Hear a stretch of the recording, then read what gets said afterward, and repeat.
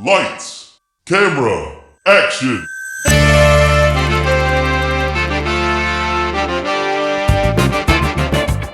When a script is written that is so bad, no one will film it.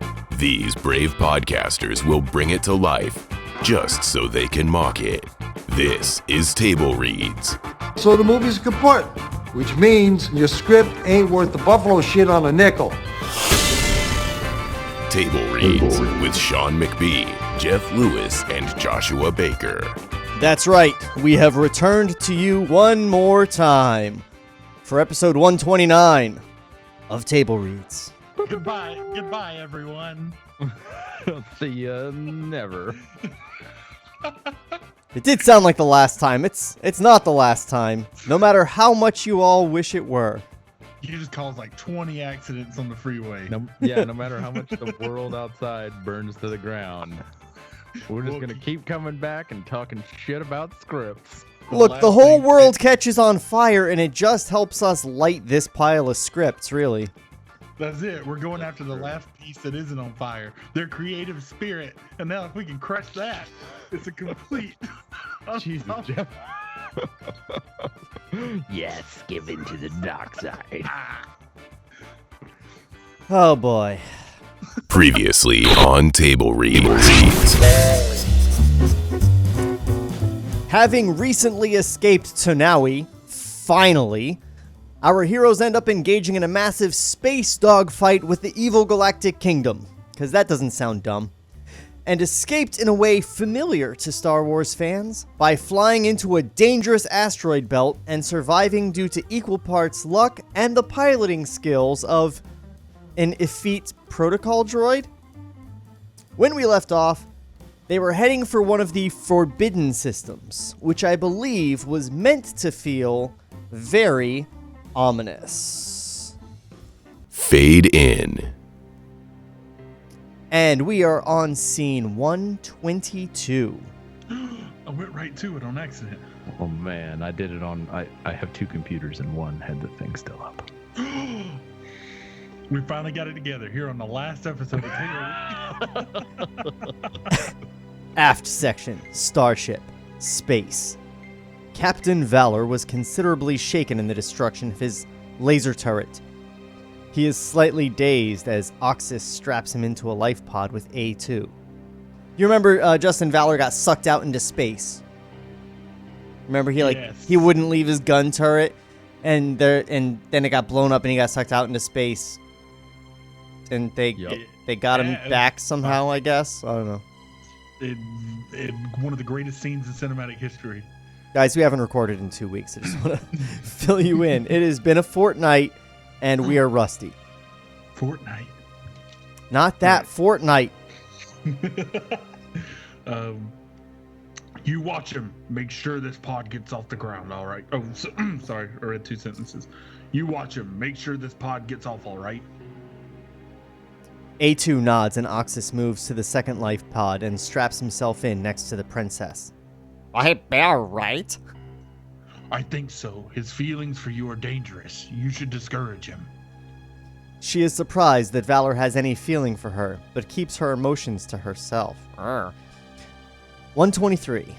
Bridge, starship, Yavin, or can I just say, like, this is so Anakin and Padme, right?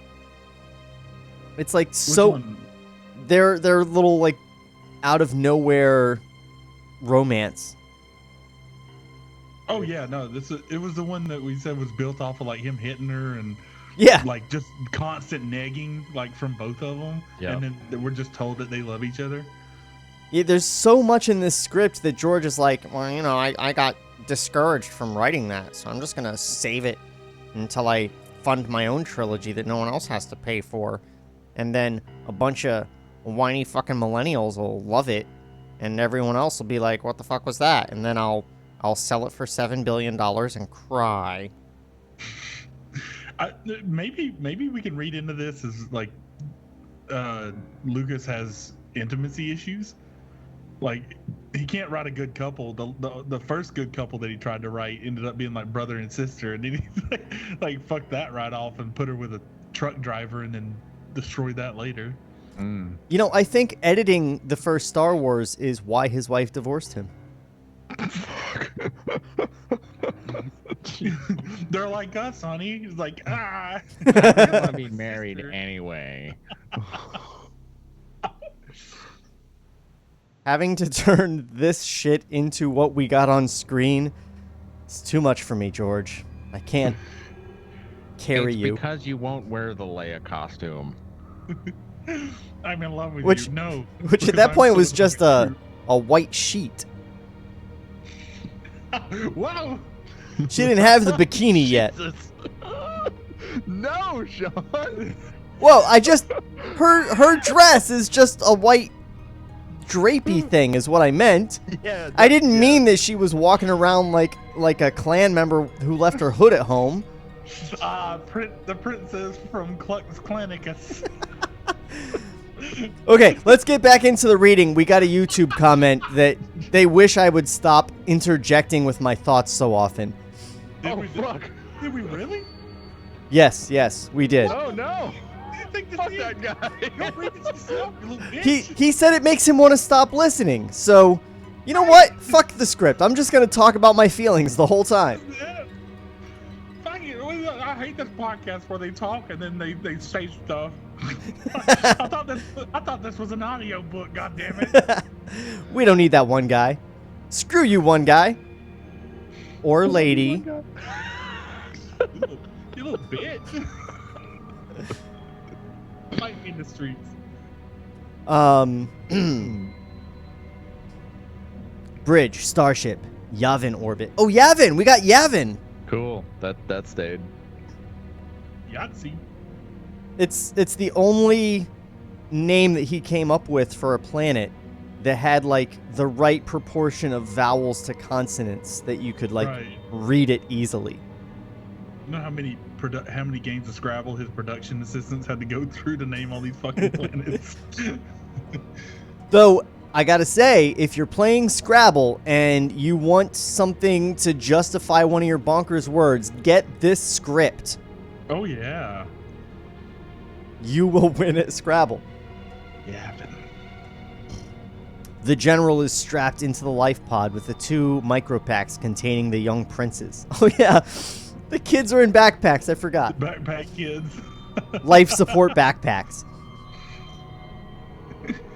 Han and C3 are in the second life pod. We're in orbit. Well, my bad. We've got to eject now. Those reactors won't hold much longer. This ship's going to end up in a million little pieces, and I don't want to be one of them. All the life pod systems are operative. Skywalker is Kenobi, right? Yeah. Yeah. Okay. If you boys are ready back there, we'll get off this bucket. All systems operative. I have the signal. All systems operative. We have the signal. What is... Okay, Proto R2, what's your deal? You just repeat after people?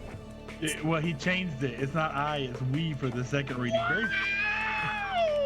So he's saying, like, I'm here too, shithole. Yeah, we got it. Han salutes the general and his life pod jettisons away from the crippled starship. He is quickly followed by the general. Aft section, starship, Yavin orbit. A2 pushes the jettison switch, but nothing happens. Captain Valor slowly and with some difficulty pushes the switch 2 or 3 times. Nothing happens. He begins to look a little worried. We've got a problem. Wait a second. A2 pushes the switch again, and the life pod blasts off in a cloud of smoke and... Do you remember, like, they needed to, like, hack something, and their solution was, hey, 3PO, get over here and push these buttons. Yeah. You have the same thing here, where Justin's, like, pushing the button, and he's like, nothing's happening, and the robot's like, hold on, and he pushes the button, and it works immediately. What a team we have together. Couldn't do it without each other. Are humans incapable of pushing buttons in the Star Wars universe? The right buttons. Depends on who you ask and what buttons you're asking. Hey. Heyo. A2 pushes the switch again and the life pod blasts off in a cloud of smoke and debris. Oxus also seems to be having a problem. Half the lights on his control panel have gone dead. He struggles to reactivate them. My power's out. Is it a faulty switch? No, the whole bank is out. Oxus gives the princess a reassuring look, then punches some information into the computer. The monitor flashes, income line main power. He looks outside the life pod and sees a damaged cable. I found it. You haven't much time. The auxiliary units have already blown. Oxus scrambles out of the life pod and rushes over to the severed connector. He works on it for a few moments, then stops with a rather defeated look. The princess watches him as he tries to think of a solution. A great explosion is heard in the forward part of the ship. Life pods, space, Yavin orbit. The two life pods containing the General, Han, and C3 drift away from the disabled starship. Where's Captain Valor? I can't see him either. Captain Valor uses the small rockets on his life pod to maneuver back toward the burning starship. He can hear the General over the intercom. Captain Valor, where are you? Report in. Valor reaches down and switches off the intercom. Aft section, starship, Yavin orbit. Oxus appears to have found a solution to his situation and rushes back to the princess. He reaches in and locks on the power switch. There's only one possible solution and we must use it. Lock the hitch and make sure it is sealed. But what of... Another explosion creates a large bulge in the wall of the aft section. We've no time. He slams the hatch shut and runs to the power connector. Smoke begins to fill the chamber as Oxus slams a large metallic dampening tool across the damaged connector terminals, and the life pod jettisons away. Life pods, space, Yavin orbit. The princess jettisons free as Captain Valor moves toward the crippled ship. Zara calls the General on the intercom. I'm alright, but Klieg is still on board.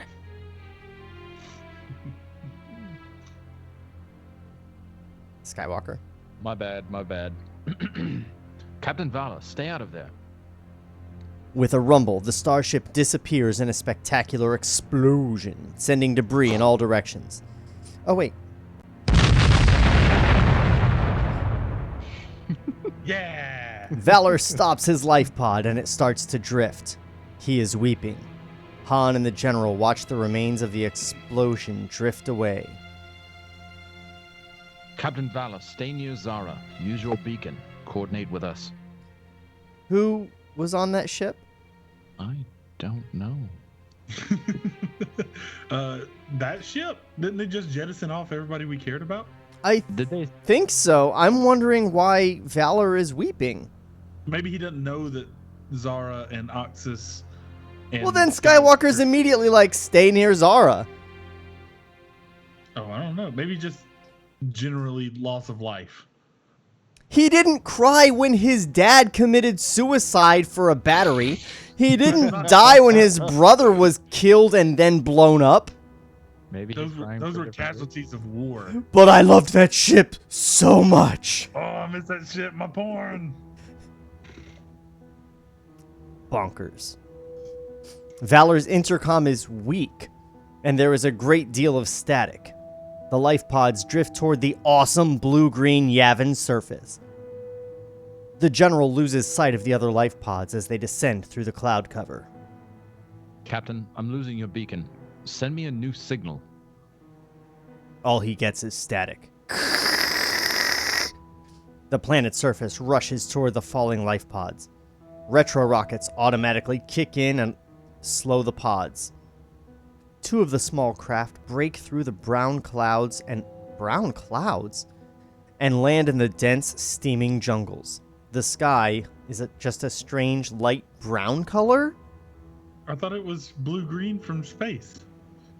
That's, I guess, the greenery in the water. Like Earth is blue and green.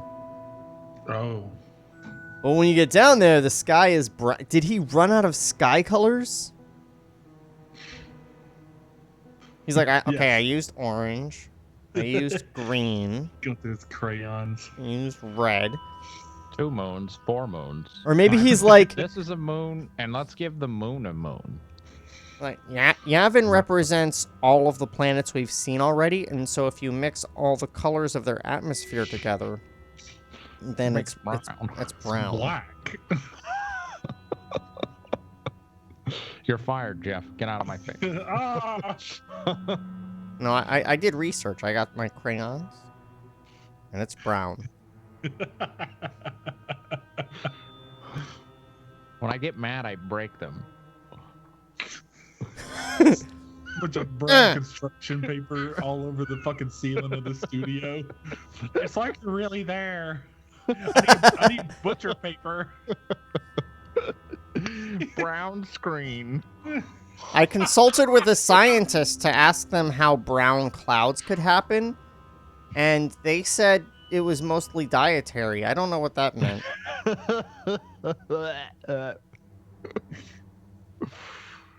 Okay. Seriously, brown clouds?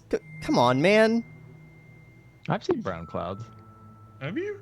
Oh yeah. Maybe Have you, though? Texas? Absolutely fucking brown clouds. It's dirty as fuck there. It's LA? That's like gray. Filters. No, it's brown. That's only because it's color filters. The only thing I know about LA is from Speed. That's the only movie you've seen that takes place in LA? Don't watch a lot of movies. Don't know why I'm here. I love reading movies. I feel like you saw Escape from LA, dude. Like, That's true. Escape from LA. Why the did this one fucking get sky made? was brown.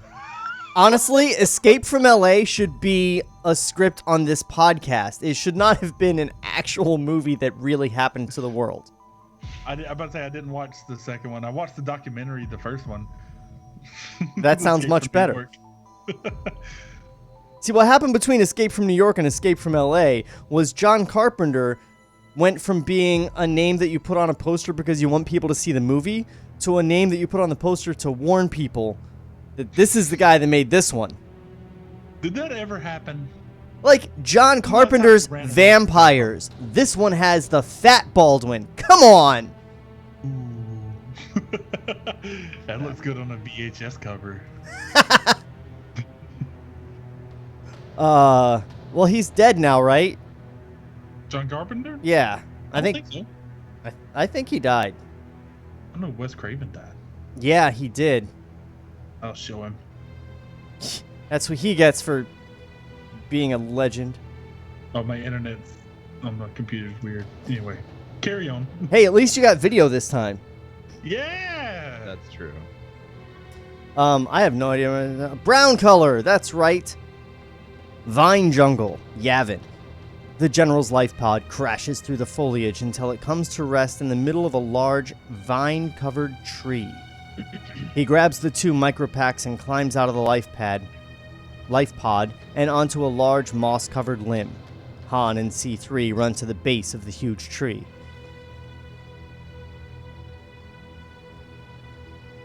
Oh, sorry. Are you all right?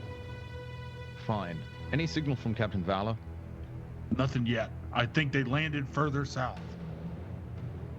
The general attaches a thin cable from his utility belt to the tree trunk and slides to the ground. Han takes the micropacks from him. The general looks around at the jungle. This is dangerous country. We'd better stay together. The wildlife... Fuck. The wildlife in the Forbidden System is extremely hostile. Perhaps we should seek shelter? Han inspects the power units of the micropacks. Puck's unit is very low. I can't tell if the unit is still functioning. We have to find a place to revive them. We'll start moving south. We should find protection along that ridge. Has anyone checked their liquid scientist brain vials to make sure those are safe? No. So fucking bad.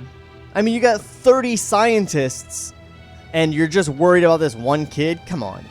He's royalty, goddammit. He could be one of those scientists one day. One of those specific exact scientists, because... Ugh. If you guys don't remember the liquid brains, I remember the liquid brains. I do not want a 60-year-old man inside my body. They're For any reason. grooming. They're grooming children. Jeff. I'm the one that got fucking called out. Get out of here, Jeff. Boo. I love it. The general grabs one of the micropacks and starts off into the murky jungle. Han and C3 quickly follow. The jungle is a strange and eerie fog-laden purgatory. Gruesome and unnatural sounds permeate this ghostly wasteland. Everyone is cautious and on the alert for an unseen danger. Forest of the Gargantuans, YAVIN. Captain Valor's life pod is also caught in the limbs of a gargantuan tree. The life pod has been ripped in half by the crash landing. The unconscious Dai hangs half out of the damaged craft. A 2-foot-high insect-like creature scoots down a branch and onto the back of the dormant warrior. The insect lets out a chilling hissing sound, and a slimy tube emerges from its hairy mouth, waking Valor. He is immediately aware of the insect. His eyes are open, but he doesn't move. Suddenly, with one quick blow, he knocks the creature against the side of the spacecraft, and it is squashed lifeless. Captain Valor is a little groggy, but he manages to climb out of the wreckage. He looks around for A2. Justin. A2. Help! Valor turns and sees the little robot hanging upside down, one of his 3 feet caught in a vine. He lifts A2 out of his predicament and places him securely on a wide limb. Did you see Zara? She landed on the other side of the trees, approximately 800 meters. Does that remind you guys of the landing at Dagobah at all? Yes. Yeah. This is where like all the ideas came from, and they're like, let's put these here. Let's organize this shit. Like, this might actually be it. Like, yeah, because it's just Justin who is Luke, and R2. So yeah. this may end up like seeing his ghost. Yeah, robot. maybe Yoda. No, Yoda just randomly out of nowhere. I think it'll be his dad. It'll probably end up being his dad. Or his brother. He has to fight his brother, and he cuts off his brother's head, and then half his face explodes, and he sees his own face underneath. His brother didn't know shit. His brother was the first motherfucker to die in this goddamn movie. Well, come on, old buddy. Let's get ourselves out of this tree. Vine Old Jungle buddy. Ridge. Yeah, they've known each other for like 2 a weeks? day. Hours. I think it was today that they met. Come on, old buddy. I skipped lunch. You want to go find something to eat? Wow! Yeah. Vine Jungle Ridge, YAVIN. The General, Han, and C3 reach a shallow cave near the top of a steep ridge. They quickly pull off the micropacks and place them on a clear piece of... Because this shit's so dumb with like the Technicolor sky, when I read a clear piece of ground, I thought he meant a piece of ground that was transparent. I got real confused. A clearing. Yes. An open spot of ground without shit all over it. I get it now. But you see how he's built this expectation of stupidity for me. Yes. You weren't putting in the context. Everybody knows when you put down the backpacks that hold royal princes that got 60-year-old brains in them, you want to find a clear piece of ground. But you're just off in La La Land, man. Get back to the real shit. They quickly pull off the micropacks and place them on a clear piece of ground at the mouth of the cave. This cave has a mouth? I think they tend to. It's a monster cave. Oh, like the hand puppet from the asteroid belt. Right. Even as a kid, I thought that shit looks dumb. That is a sock puppet. I thought it was a porn star. What the fuck? Check out the inside. C3, stand guard. Keep you eye on the countryside. That's a weird way to describe a vine jungle. Countryside. Keep your eye out. Keep your eye on the countryside. Vine Jungle Ridge, Yavin. He looks at the power units. Wait, is that where I am? Yes. He looks at the power units on the micropacks and shakes his head with a worried look. Han returns from a survey of the inside of the cave. It doesn't go very far. There's nothing back there. Help me with this. Han helps the general lift to the top from the case containing Puck, the younger of the two princes. The small boy appears lifeless as the general pulls... Sorry. He did. I'm just hoping they've been carrying a 5-year-old corpse around for all this time. Been dead for a while. Like, he actually looks at the micro pack and there's a fucking blaster hole in it, like from when they got to fight in the airport. He's been dead for a while. It's the one with the power unit that they pulled out of Justin's dad, and it just was always faulty.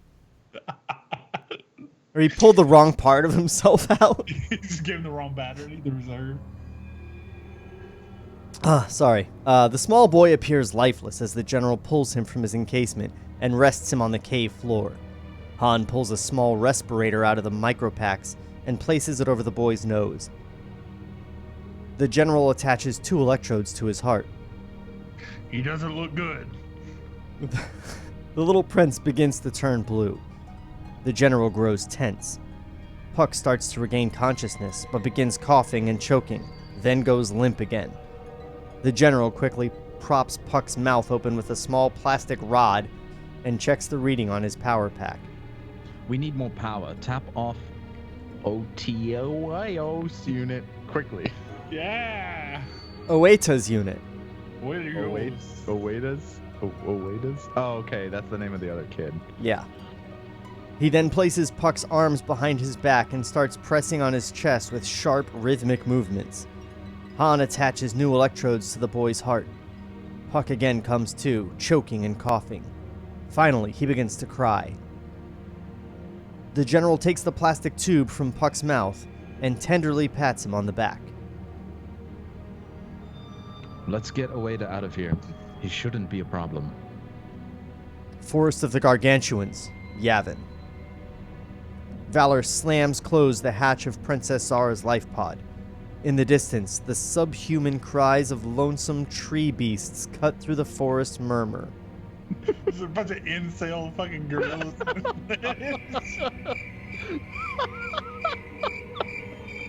Notice me, senpai! Perhaps she went in search of us. Valor studies the ground around the capsule. There are a great many footprints and much broken foliage. Someone's got her. She put up quite a fight. It's an easy trail to follow. I know what footprints look like when you've punched a princess. These don't look like lonely virgin footprints, like the rest of you subhumans. I love These are princess punching footprints. He just comes to this planet to fucking roast the wildlife. Yeah, no, they like crawl down the fucking tree on Zara and they're like, my lady. Tip fedora. Vine Ridge Jungle, Yavin. Both Oeda and Puck are sleeping restlessly on the floor of the cave. Han watches over them as the general scans the valley below with a pair of electrobinoculars. It's about 14 degrees below the horizon. A little to the left. The electrobinoculars sweep the rich green landscape until they come to rest on a bright reflection, revealing some type of structure. It's too small to be a military base. Could belong to a trapper. Highly unusual. It's on the way. Perhaps we should investigate. Little Oeta wakes up with a giant yawn. Hey, where are we?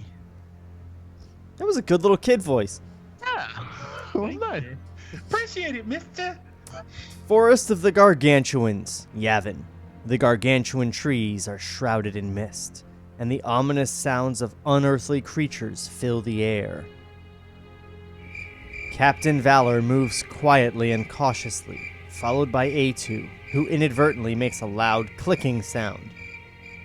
The young warrior stops and motions to the stubby little robot. Wait here. If I don't return by 0200, come looking for me. Oh my god. The mechanical dwarf acknowledges with his computer light. Valor moves swiftly and silently forward until he hears laughing and voices. He climbs up the bankside of a huge tree and inches his way out onto one of the huge overhanging branches. Below him, he can see a group of scruffy alien trappers sitting around a neutron stove, joking and telling stories. Parked on either side of the group are two I need a science spacey adjective for a stove. Asshole. They would cook with neutrons. And only neutrons. No protons or electrons. No, only neutral cooking. Okay, I gotta get through this. This is so fucking much. Okay.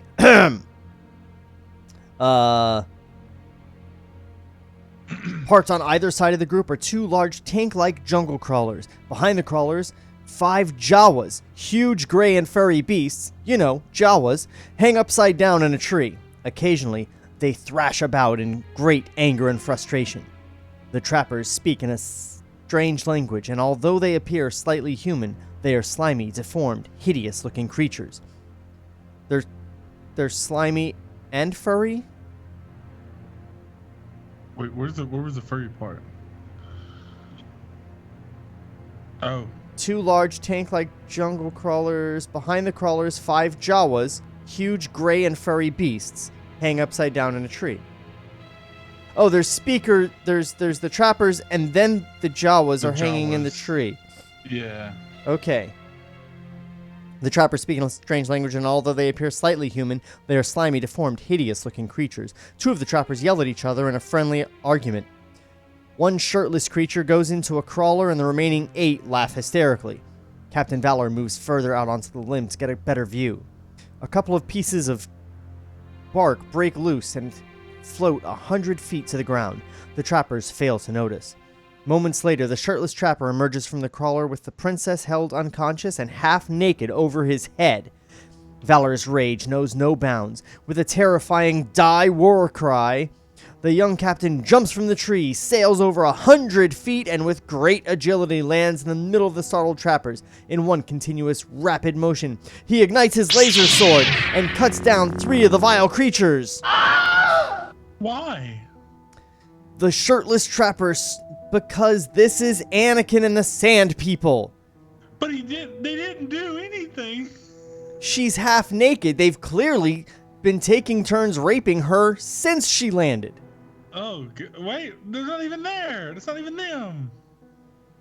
It's, this is George's thing. I want a young apprentice Jedi to just murder a whole group of people without even getting any context for what might be happening. He just jumps in like, someone's definitely in trouble. And then later he's going to be talking to Zara and he's going to be like, I hate vines. They get everywhere.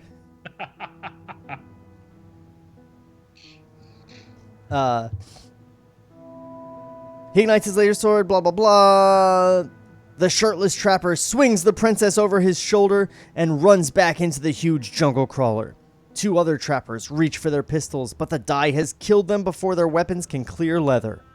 The 3 remaining creatures have their pistols out and start firing.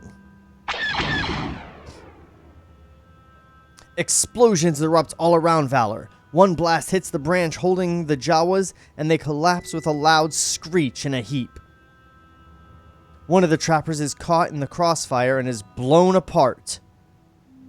When the smoke clears, Valor lies unconscious amid the burning rubble. The jungle crawler begins to move out of the camp. The last 2 trappers run after it.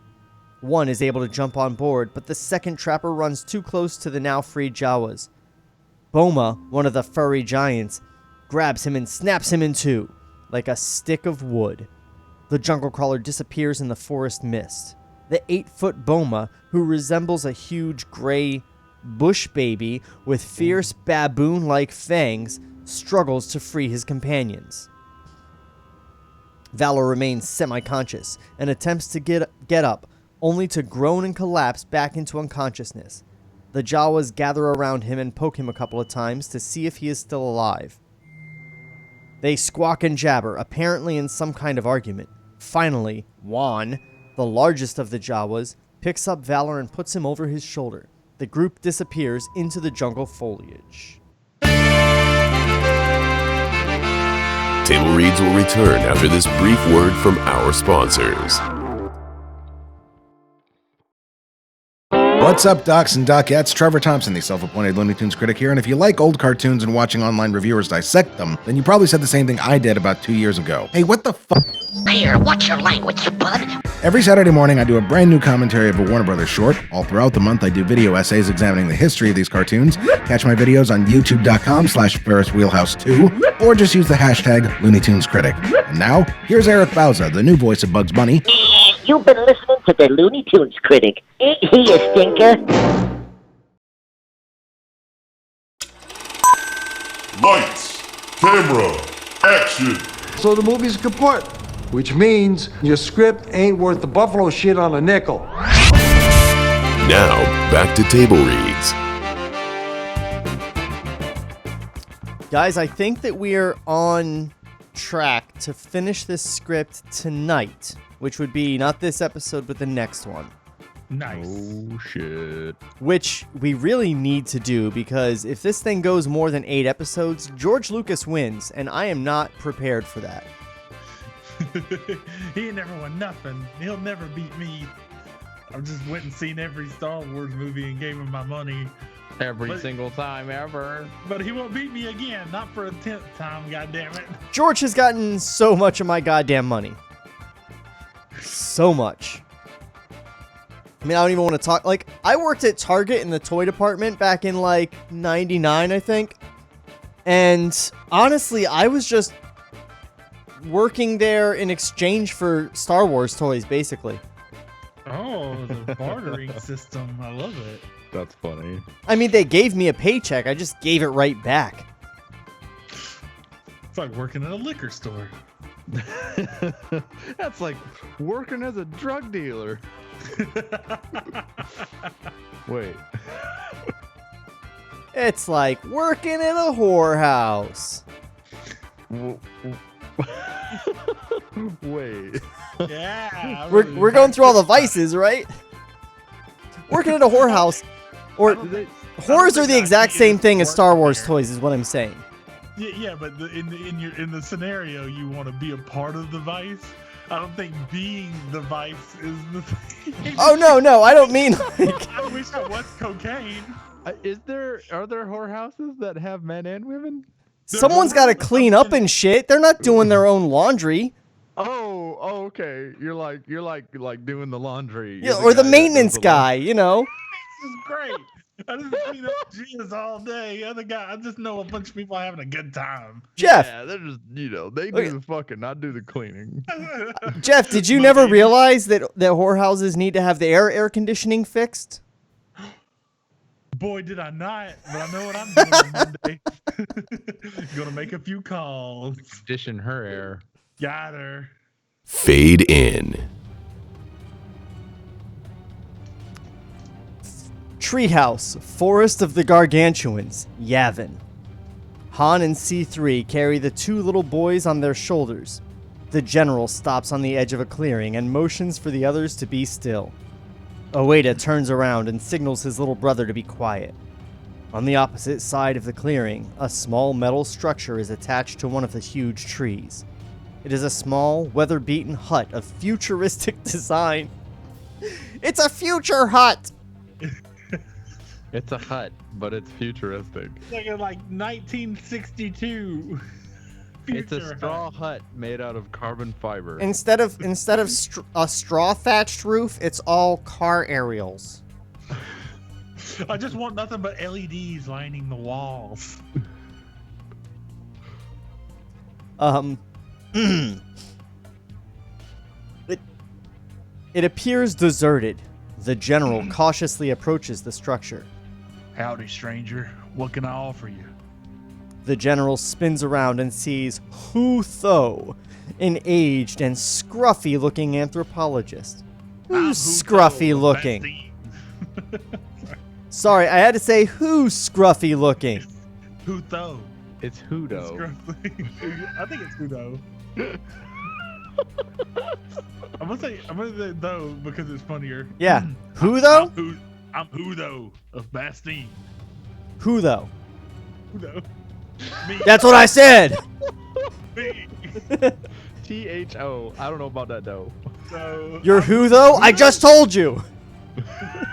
I'm the anthropologist leader. Who though? The general takes the old man's extended hand. I'm Luke Skywalker of Tanawi. He signals for the others to join him in the clearing. Wookiee camp, Yavin. A small caravan of Jawas, led by Boma. These Jawas have names.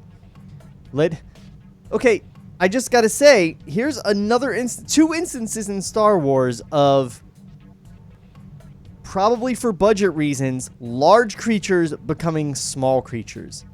Jawas are supposed to be big hairy beasts, and they end up as midgets in robes. And then the Ewoks were supposed to be Wookiees.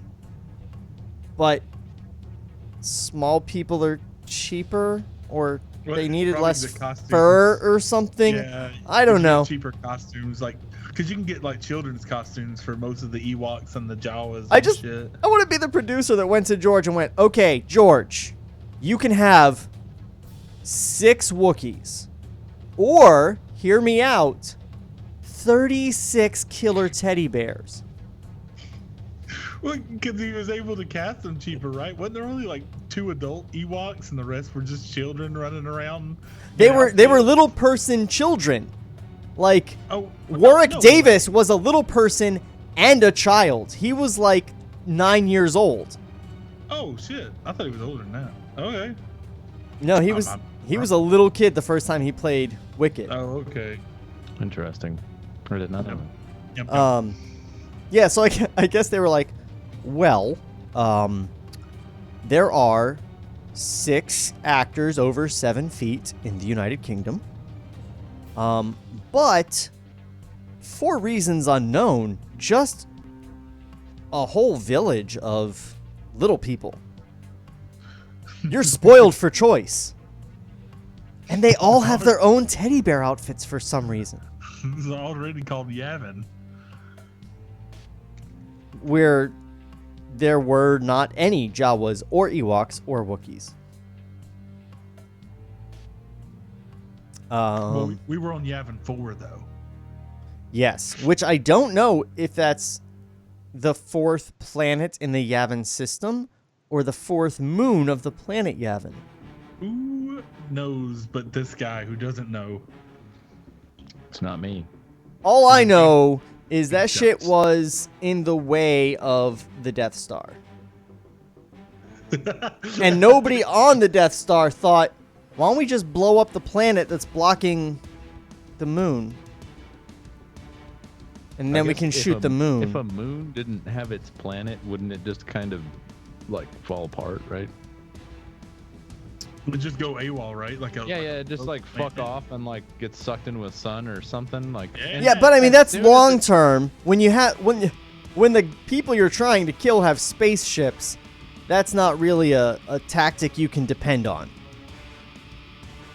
You know what I'm saying? I mean, okay, never mind. I don't care. So instead of waiting to like clear the planet, you can just shoot the planet and blow it up and then wait to recharge your gun, which has got to be less time, right? And then blow them up. Hey, one guy in the YouTube comment, tell us how long it takes to recharge the Death Star. Yeah. You have to come and give us all the information so that I don't have to talk so much. You dick. Whoa! An appendix in the YouTube comment section. The YouTube condom. YouTube condom, baby. Hey, that guy wasn't our patron. Any of our patrons. So like, he was in the YouTube channel. Oh, yeah. If he was a patron, I mean, I'd be sucking his balls. Well, but I'd politely tell him why he was wrong, instead of being like, "Why are you?" Well, I feel like the patrons are actually, they kind of understand why we're doing what we're doing.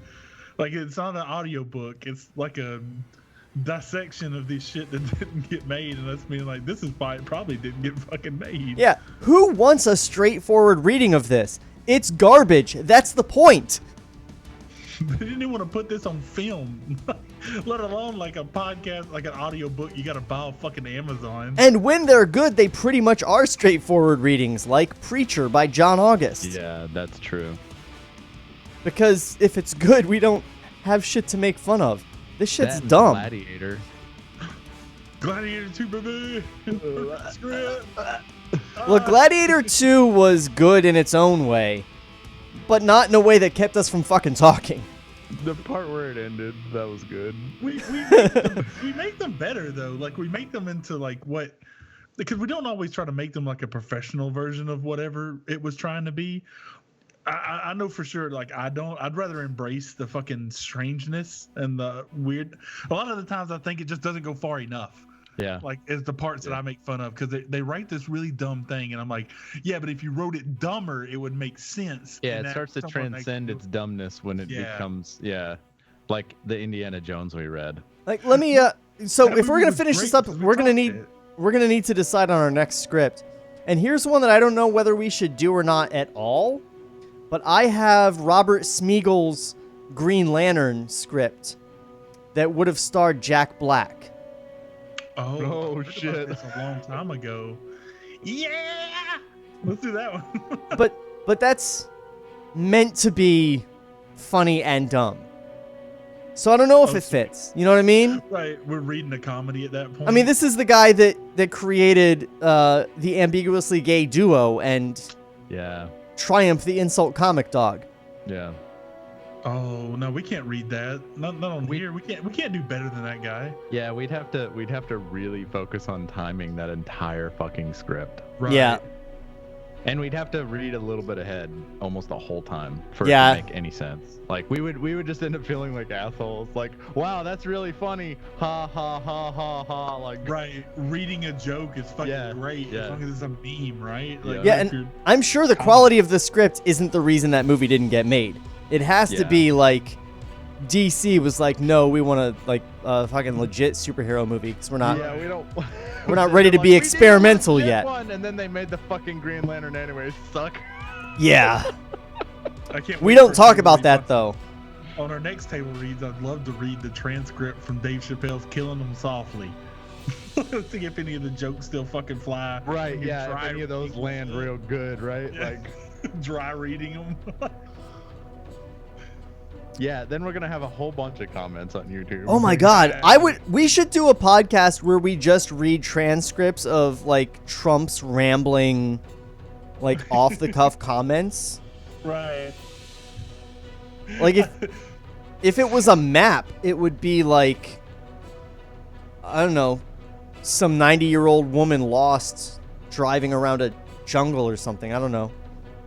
Well, we got a couple ideas from this script, so we're going to hash those out in the meantime. Okay. Wookiee Camp. A small caravan of Jawas, led by Boma, enters a small clearing surrounded by many bark and mud hovels. Are these ones futuristic too? Young Jawas race ahead of the group, yelling and running in and out of the grubby little dwellings. Giant, bush baby-like Jawas of all ages and sizes make their way into the clearing. Many stand dumbfounded, but others let out a joyful scream and rush up to members of the group, hugging and kissing them. Juan dumps the unconscious captain on a raised area in the middle of the clearing. Armed Jawas immediately surround the helpless human. Boma enters the largest of the lodges. He is greeted by his father. Oh, fuck me. Get it? Ozituk, chief of the Kapauku tribe. He is an old and feeble Jawa, dressed in royal skins and headdress. Interior, anthropologist hut, Yavin. Anthropologist Tho, the general, Han, and the children sit around a large table eating. Tho yells into the kitchen. BERU, where's the Fanta sauce? BERU? Really? Aunt BERU. BERU, though. Oh, I hope they have a child named That Ass. But it's BERU, though. and their daughter, That Ass, though. That ass, though. BERU, though, Ku's warm, plump wife. What the fuck? Enters. Hey, darling, I put you in. Enters carrying a small picture with her butthole. Like. Enters carrying a small pitcher. She smiles at Ku. Got him. Wait, who's Ku? Kudo. Kudo. I thought it was who, though. No, it's Kudo. I'm Kudo. No, I'm Kudo. Who's Kudo? No, it was who, though. Kudo. Yeah, it's UU. It's HUU. This is KUU. She don't even know his name. I love it. This is HUU. Now I thought it was KUU. Hey, cool. Ooh. Maybe it's just a typo. I could be BERU. You want me to be BERU? No, Shawn, you be BERU because we got a Skywalker in this transition. Oh, there you go. Okay. I, Swan, I put it right here in front of you so you'd see it. Here's some bum extract. It's very mild. What? There are no settlers in the South since the Dow family was wiped out. I'm afraid I couldn't even get in there to bury them. Those Jawas are the fiercest critters I ever run across. A new tribe joined in down there just about a year ago. It's been hell ever since. Only Euralian trappers venture in there now, and many of them don't even come back. Where's the nearest city? No cities at all. Only a few scattered settlers and one royal outpost. But the troops are of no help. They kill all the plunder rather than protect enough. If your friends landed further south, I'd fear for them. How far is the outpost from here? 5 leagues, an oppressive blight. What class is it? How many support craft? It's very small, a class 2, only 10 or 12 star raiders, I think. BERU fusses over the boys who refuse to eat their vegetables. She makes up a game which tricks them into eating. The general ponders the situation, and whether this character was even fucking necessary. Han eats like he hasn't eaten in years. Who though ain't gay though? He's got a wife, see? And her nickname is That Ass, though. That ass, no. Because she's plump and she's got that bum extract. Yeah. Speaking of bum, look at this block of text here. This is nice. Oh, I haven't turned the page. Jawa camp, Yavin. Captain Valor is surrounded by Jawas. Young ones push through to get a better look as the adults jabber and argue about... Oh, fuck me. Jabber and argue about the human. Valor regains consciousness with a groan, and a sudden hush sweeps over the gathering. Valor staggers to his feet, and the group of Jawas back away en masse. Just like the Ewoks. The young Dai surveys the situation for a few moments. The Jawas appear to be frightened of this brave warrior. He reaches for his weapons, but they are gone. 3 guards with long spears attempt to contain Valor. With a loud shout, he lunges at them, and they give him a little room. Jamilian, a large, ferocious Jawa who has a name for no reason, steps forward. He says something to the guards, and they quickly move away. He struts before Captain Valor, boasting and taunting him with his spear and battle axe. The captain studies the Jawa warrior as he paces back and forth, his helmet plumes dancing and chest armor jangling. Without warning, Valor lets out another loud yell, startling Jamilia into backing off. Captain Valor continues his verbal assault, calling the uncomprehending Jawa all manner of vile and degrading things that I'm not going to bother writing. I'll just have the actor make it up, I guess. Jamilia continues to back into the surrounding crowd, momentarily confused by this odd behavior. Slowly, Jamilia begins to grin. He takes a defensive stance, then begins to laugh hysterically. This stops Valor. The giant Jawa swings his deadly double-bladed battle axe over his head and expertly throws it directly at the young captain's head. To the amazement of Jamilia and the other Jawas, Captain Valor, with Dai Noga skill and concentration, catches the axe in midair, then charges the furry opponent. Jamilia is caught off guard, but manages to block Valor's attack with his spear. The two warriors engage in a savage and fantastic duel. Valor cuts the Jawa's spear in half, but is hit along the side of the head by the shaft and is momentarily dazed. The battle axe is knocked from his hands. He grabs the spear shaft and rams the giant creature in the belly. A loud command from outside the crowd stops the fight. The Jawas part, revealing Boma and his father, who approach the two warriors. Jamilia bows before his chief and is commanded to move away.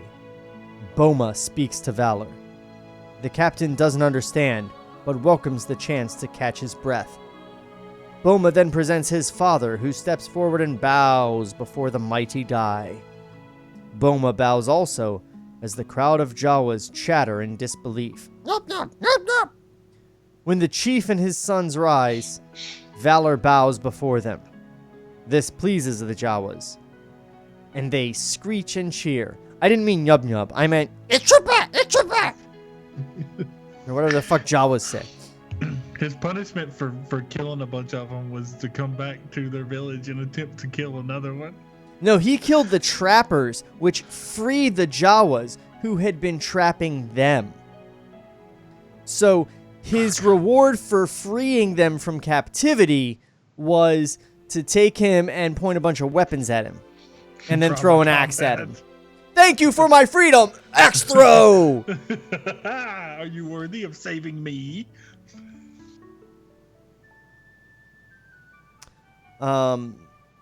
Treehouse, Forest of the Gargantuans, Yavin.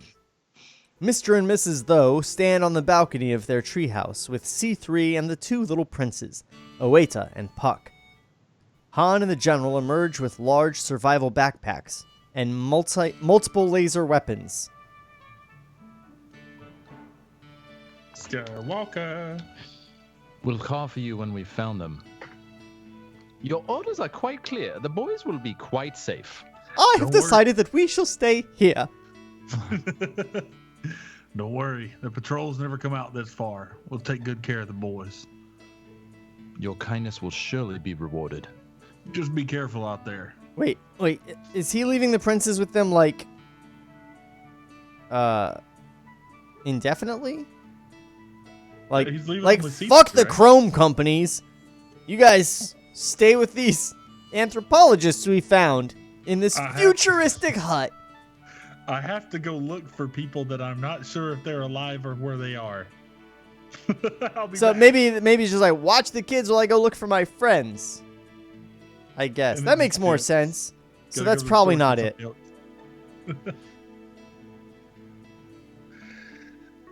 Your kindness will surely be rewarded. I'm not saying I will reward it. I'm just saying, like, karma, you know? Yeah, may the force be with you or whatever. May the force of others be with you. Yeah, and their money. Sorry, read your line again. Just be careful out there. He pats Skywalker on the back as the old Dai and the ever-faithful Han descend from the treehouse.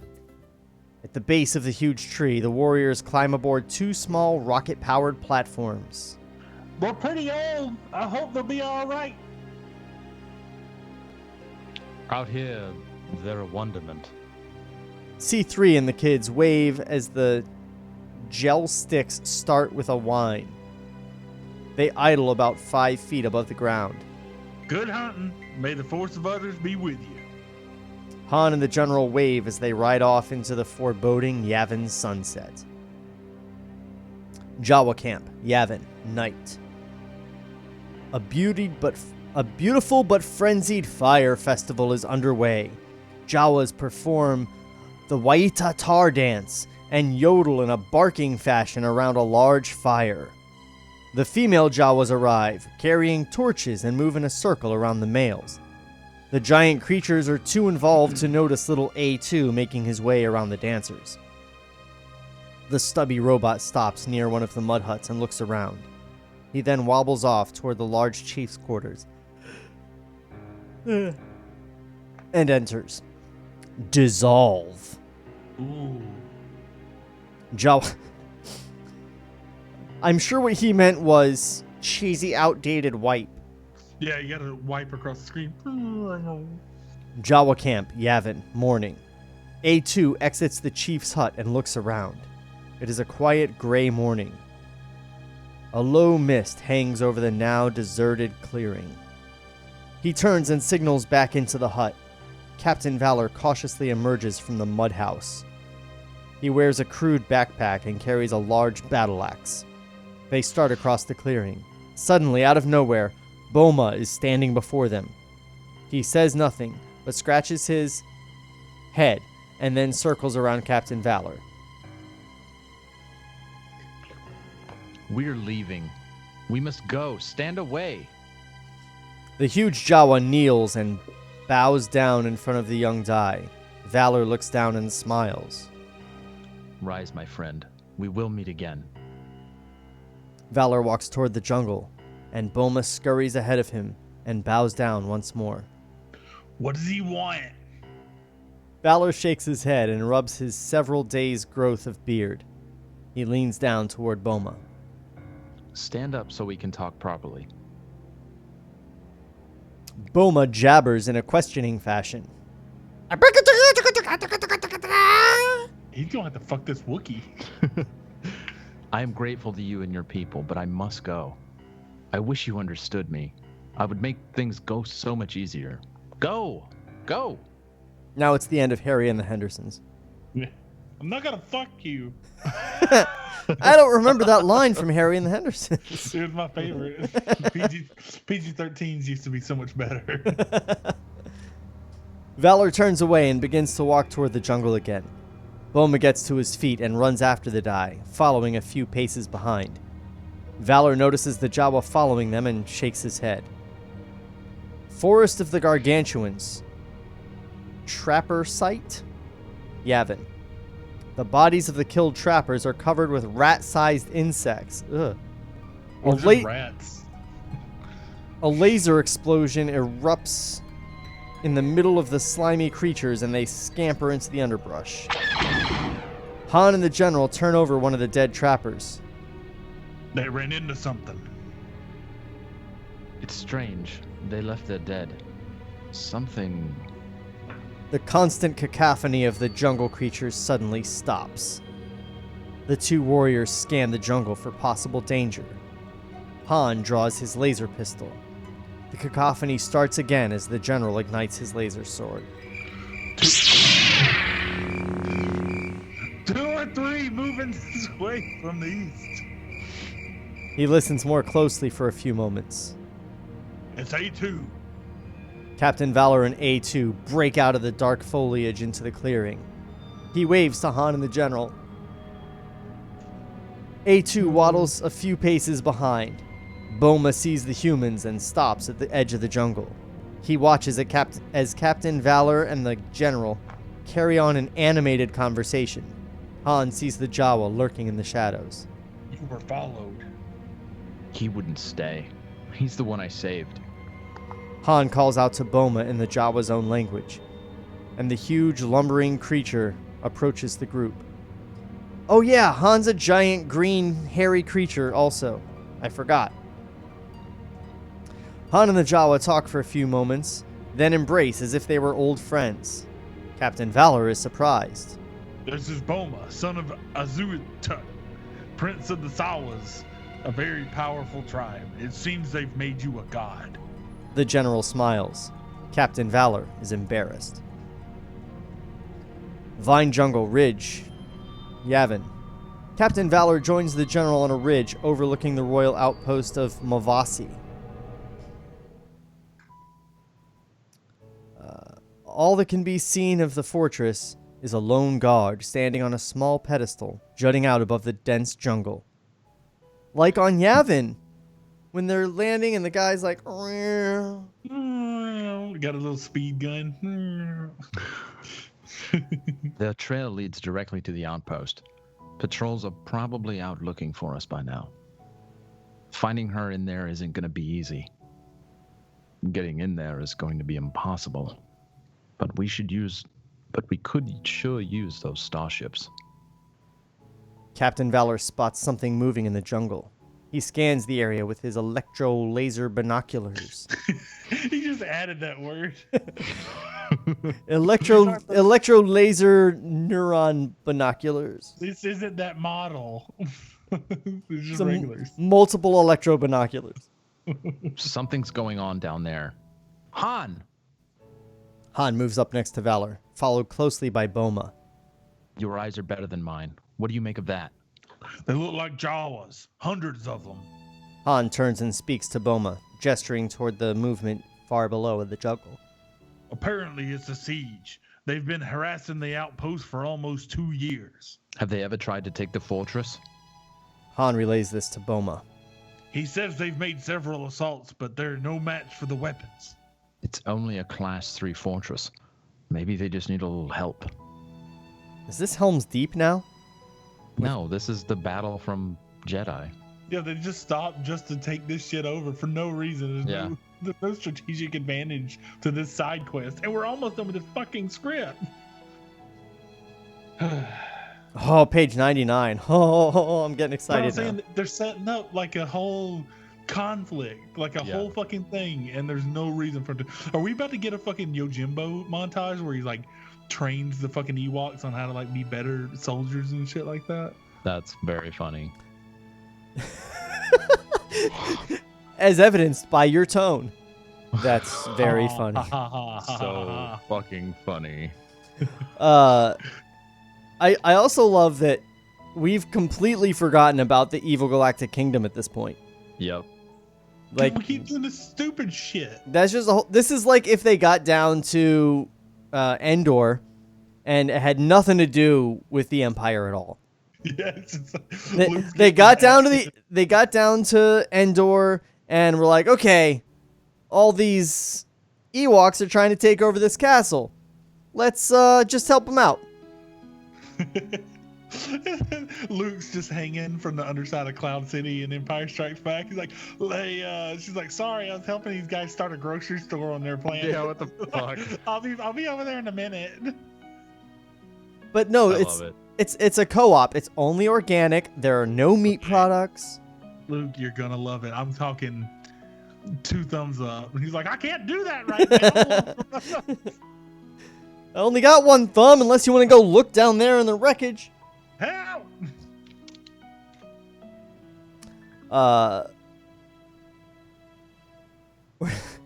Where the fuck are we? Oh, Captain Valor grins and Han says something to Boma, who becomes excited and screeches loudly. Interior treehouse, Yavin. The incoming signal alarm on the anthropologist's radio system wails through the calm of the treehouse. Oeda, dragging an 8-legged furry rodent, rushes up to the old radio and flips the receiver. Jeff, you're Oeda, the little kid. Oh, I'm reading you. Go ahead. Oeda, how are you getting along? Great. I caught a thumper, a really big one. His name is Amber. He yanks on the leash and the furry beast lets out a strained yelp. Good, Oeda. How's your brother? Are you taking good care of him? Oh, sure. He's out collecting Abyss with Who and BERU.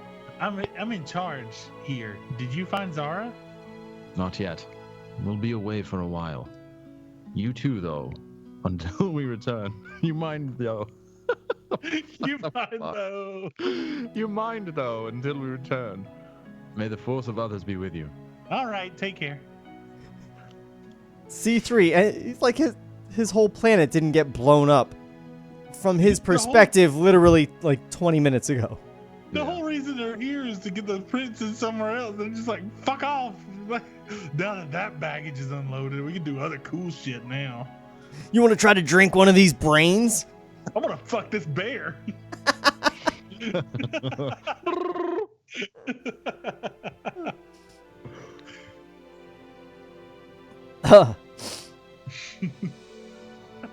C3 enters the room carrying a plate of steaming food. Ueda turns the radio off and puts the receiver away. A crashing sound and voices are heard in the clearing below. Come and eat your dinner. They're back. They're back. Come on, Ember. The furry rodent jumps up onto its 8 stubby legs and rushes over to the door and eats the child's face. And rushes over to the door, but stops short and begins to growl. Ueda stops behind the creature. What is it, Amber? Ueda peeks out the window and sees a patrol of 6 royal stormtroopers. Okay, hold on. George is like, you know what would be great is if he had a dog that would like warn him that it was stormtroopers coming. But I didn't give him a dog. So maybe he just randomly caught an animal and it's already obedient and subservient to him and wants to warn him of danger. What is 2 dogs with 8 legs? Right. It's 2 dogs that have been melded into one creature, and its name is Amber. Amber! Yay! Like my bitch ex. It's a rat dog. Just like that bitch. It just wants my money. It's a spider rat dog. Ooh, a spider. Ooh, an ugly fat bitch. It can't have a stable relationship because it's always working. Oh, Jesus. Ueda peeks out the window and sees a patrol of 6 royal stormtroopers climbing out of an air tank. He ducks back and tugs Amber away from the door. Quiet. The music. Fuck. Quiet. Amber, come here. Come on. Yeah, he's worried. He's worried the spider dog is going to give away their position in the metal future hut. They're here for her electric bill. gotta get away. What's wrong? Troopers, we must hide. Stay quiet. Ueda and the robot scramble for a trapdoor near a large shelf. The troops begin to climb the ladder to the treehouse. The trapdoor is heavy, and the robot and the little boy struggle to get it open. The troops break in the door just as C3 closes the trapdoor. The troopers are led by a rough-looking sergeant. They poke around, tearing everything apart. Ueda struggles to keep Amber quiet. Suddenly, he realizes something. The food. The sergeant takes the bowl of food from the table and studies it. He then takes a small chrome ball from his pocket and tosses it into the air. Antennae shoot from its surface as it floats around the room. Eventually, it hovers over the trapdoor. My initial idea for a drone is literally Sputnik. I'll throw a metal ball. With antenna. It's Sputnik. I don't know why we didn't just lead with that. Yeah. Oh, let's just stay in the tank and throw out the little Sputniks. Only when I'm pretty sure they're in there will I use the tracking system that I have. First, give me a thermometer. I found some food. How hot is this food? Is it hot enough to use the thing? This will tell us if they've gone further than the range of the metal ball. We have not perfected batteries. As evidenced by that power pack over there that, oh hey, there's a power pack over there. I bet a prince used to be in that. God damn this movie. Eventually, it hovers over the trapdoor. A sinister grin sweeps across. He needed a flying little robot to go, there's a fucking trapdoor. It's, huh? Like fish in a barrel. The robot found the only entrance in the entire building that we didn't walk through. Good job, robot.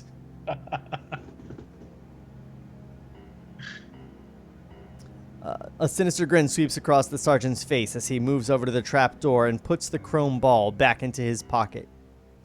C2 puts an arm around Ueda, who is desperately clutching the struggling Thumper. All the movement down them stops. All the movement above them stops, and Ueda looks to the robot. They're still up there. Stay still. He's still gonna move his arms. Ah! The silence continues. Then suddenly the trapdoor swings open with a loud bang. Amber breaks away from Ueda and attacks the sergeant. One of the other troopers cuts Thumper in half with his laser sword. No! He's been my best friend for 3 minutes! I miss Amber. The sergeant... stupid bitch gets killed. The sergeant pulls Ueda out of his hiding place. Ueda stares at the dead Thumper. Well, here's one of them anyway. Send seekers in all directions. Find the others. Again, Sergeant, why did we not start with that? They are stormtroopers. Well, yeah. Jeff was like, I'm going German. And I was like, yes, I'm with you on this journey, my friend. Thank you. Fade out.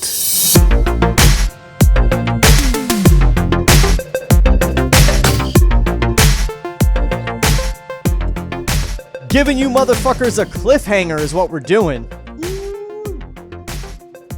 He's all like, find the others! Will he? Won't he? You're gonna have to come back next week.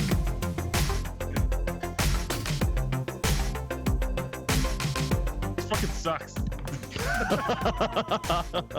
Thanks, Jeff. You summed up the whole episode of content on this fucking script. Like, hey, at least the evil galactic kingdom has shown its face again. Yeah, right? We didn't get them until the last page of this entire episode. There was no mention of them at all. It's a whole planet. Like, and they're just like, yeah, I'm gonna walk in that general direction, and I'm sure I will run into them eventually. So wait, did Puck go with those? Yeah, Puck's with those because they're out hunting. They're I got the impression they were doing something along the lines of like hunting truffles.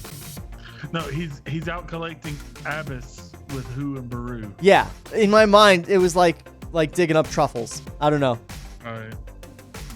I don't know why Abyss made me think, yeah, they're probably digging in the ground for some expensive fungus. Sure, it's whatever you want it to be. Because I'm the boss. No, it's because George Lucas relies on you to make his scripts good. Ain't that the truth? Please make my movies better for me. please make them better. Josh, where can people make their lives better? Well, man, you could make your life better by going to joshuajbaker.com and hooking up with me to do some videography or maybe some voice acting if you'd like to do that also. I'm in the Atlanta area and we'll have some fun times. Give me a call. Shoot me an email. All right. For all your Table Reads goodness, you can go to tablereadspodcast.com. Also, check out my other podcast, Stargirl After Show, where I'm doing interviews with all the cast of Stargirl. Guys, I just interviewed fucking Joel McHale. Yeah. That was pretty thrilling. He gave me his phone number. I've got Joel McHale's phone number. So Oh, shit. if you got some dick pics you want me to text him or something, let me know. Dachshund, is there a 2 in it? Is there a 2 in it? What? You give him one letter or one number and the internet will find that motherfucker. I believe it's a Los Angeles area code. Go wild, internet. All right, guys. We will see you next week for what I am fucking convinced is going to be the epic conclusion, at least the conclusion, of the Star Wars. So that's it for us. Until then, we will miss you. This podcast was created by Shawn McBee. For more, visit TableReadsPodcast.com. Cut to black.